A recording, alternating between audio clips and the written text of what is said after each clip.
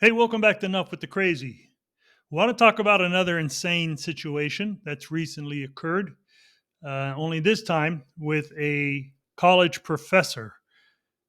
I can't begin to tell you just how ludicrous I find so many of these incidents to be, especially from those people that are supposed to be in positions of decency, in positions of office, or in this case, the position of a college professor hired for the education of our college age youth.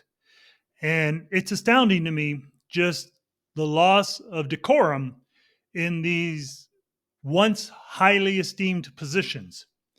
So let's get into the article where it's a New York professor sacked after threatening to chop up reporter with a machete.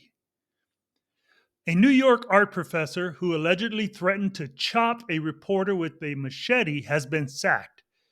Shellyan Rodriguez, 45, was caught on video pushing a machete towards the neck of Reuven Fenton, a New York Post reporter, after he knocked on the door of her Bronx flat for an interview.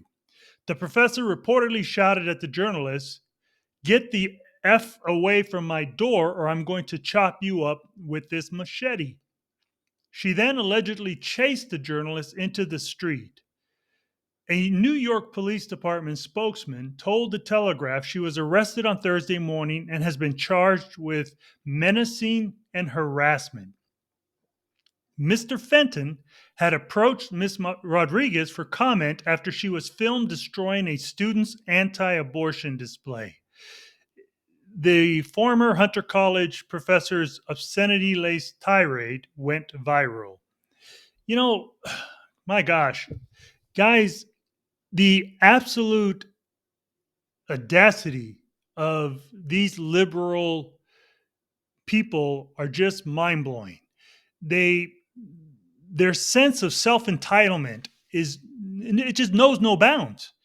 I mean, if they were to be protesting in a street, blocking traffic, or rioting in the street, destroying cars and buildings and assaulting people, they justify all that as, civic unrest. I've even heard people say that those kind of things were peaceful demonstrations, but they see those types of things as completely justified in their warped, perverted way of thinking.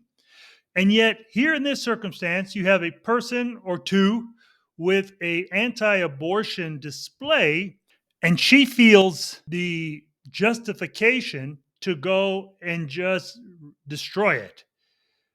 I mean, who is not seeing the mental illness in these people? Who is not identifying that these people and their ideology are dangerous?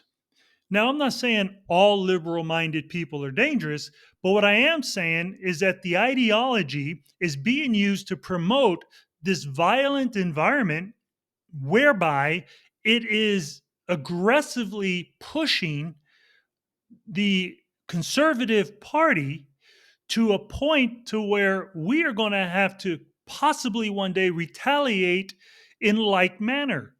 I mean, there's only so long you can take being abused by these insane people before you decide I need to do something about this. In this particular instance, if this woman had a machete at my neck standing there, I guarantee you with my martial arts training, she would not have been standing there long, because just because as the political party we act with greater decorum, greater maturity, greater reason than these extremists do, it doesn't mean that our hands are tied from protecting ourselves or from having to respond accordingly when someone is threatening us.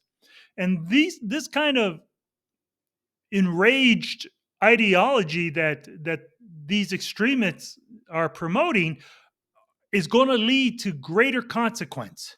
I recall one time when I was having a discussion with an extreme liberal, she continually accused conservatives of being the problem for all the gun violence in the country. And then when I questioned her and challenged her on that, her response to me was, my attitude was exactly that which was going to cause the next civil war in this country. And I remember telling her, well, you may want to be sure to hope that never happens, because according to what you say, we're the one that we own all the guns. So I doubt that you really want to start a fight that, by your own admission, you're not equipped well enough to win. So it just amazes me how these people, understanding that really, we're, as conservatives, we're not retaliating because of the greater sense of maturity and decorum that we hold. It doesn't mean that one day we're not going to flex and come at you. This kind of liberal prodding, it needs to stop. And somebody needs to start, somebody in our government needs to start, really holding these types of people accountable for the things they do, because one day it's going to backfire. So the article goes on to say Mr. Fenton described his encounter on Fox News, telling host Sean Hannity, "We just wanted to speak to this woman. It's what reporters do. When something happens, they go to investigate. We thought we might have a chance, given that she's obviously passionate about her beliefs, and maybe if we showed up to her door, she'd be willing to grant us an interview. This was a first for me." Now, here's the thing, and this is the predictable response of these extremists. They do things that they know is wrong. They know it's wrong morally, ethically, and societally. However, they are governed by their emotional need to be right, to spew their beliefs on everybody else. And if you don't stand with them, they have no sense of discipline by which they can control that emotional rage that they're feeling without having to unleash it on some innocent person. And once they've done that and they know they're wrong, that's when this type of situation happens. They get very defensive, and not only are they extreme in their conduct in the circumstance, but they become extreme in their defense of what they did. And in this case, how extreme was it that a reporter knocks on her door and she comes and holds a machete at his neck, threatening to kill him? That was her extreme attempt to avoid having to answer for what she knew was wrong conduct. And this is what they do. They justify all their actions. They gaslight it onto any and everybody else and their mother, and that because they don't have the maturity or the decency to own up to their own failures.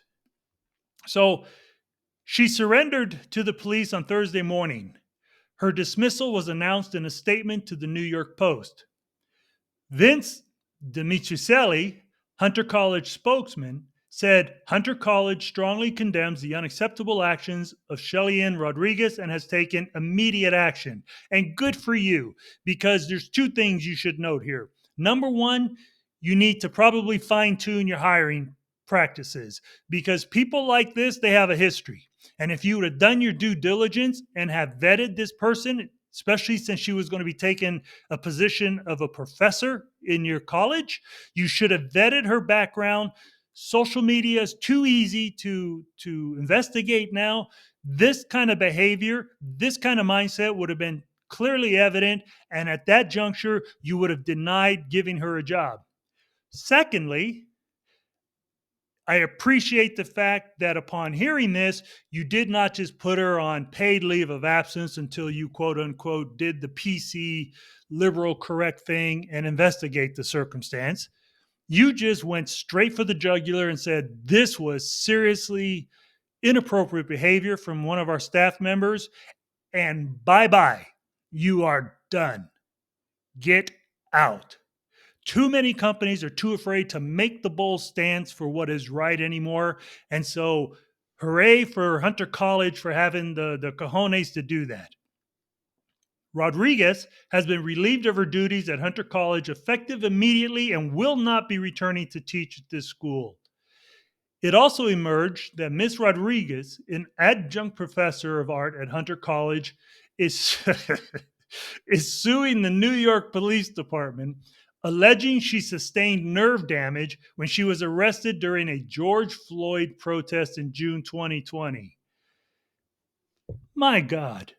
I mean, do you see how insane these people are? Because she got caught doing something morally, ethically, professionally wrong. Now she's going to try to gaslight the situation, turn everybody's attention away from the fact that she held a machete to this reporter's neck, and then try to make her life about how she was hurt during the George Floyd protests. And here's the problem with these race baiters.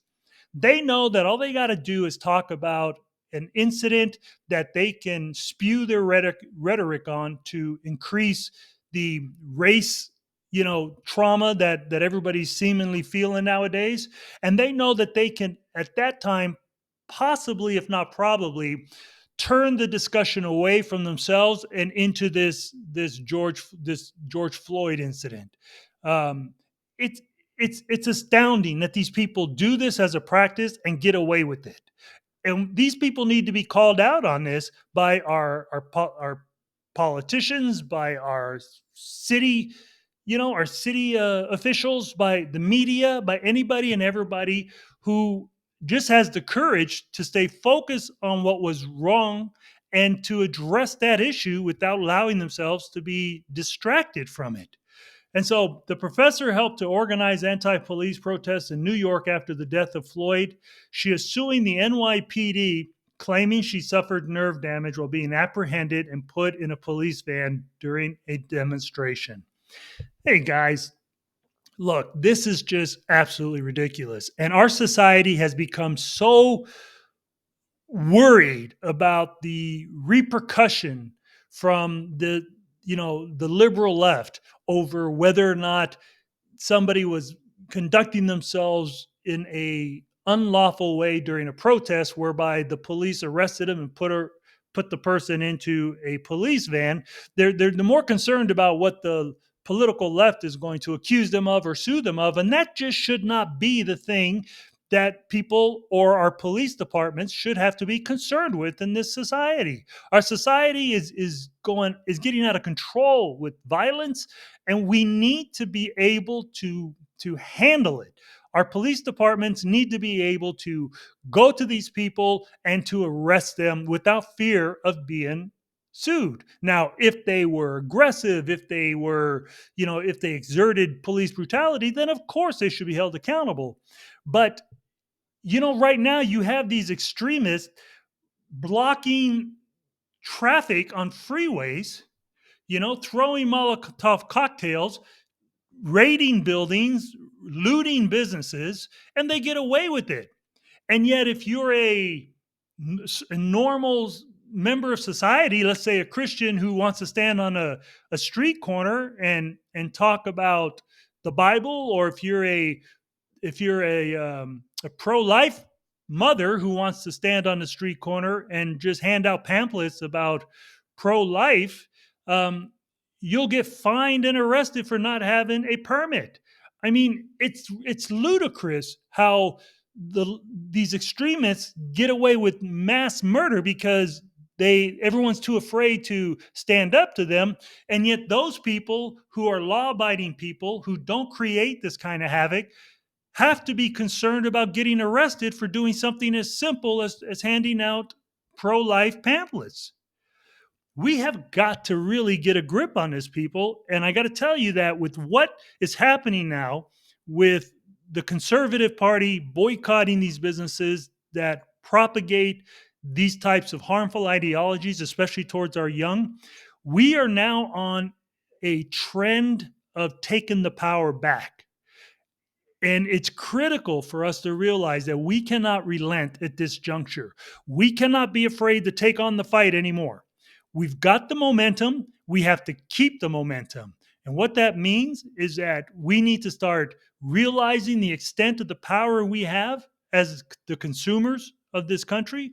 We need to realize that that which we stand for is true and it's right, morally, ethically. And so we just cannot give this back. So let me know in the comments just what your thoughts are about this. And if you like this kind of content, please take the time to share it with others, as it definitely will help my channel grow. Also, please don't forget to hit that like button, click that subscribe button, and hit that notification bell to be notified of any and all new videos. Hey, as always, I want to say thanks for taking the time to listen. Until next time.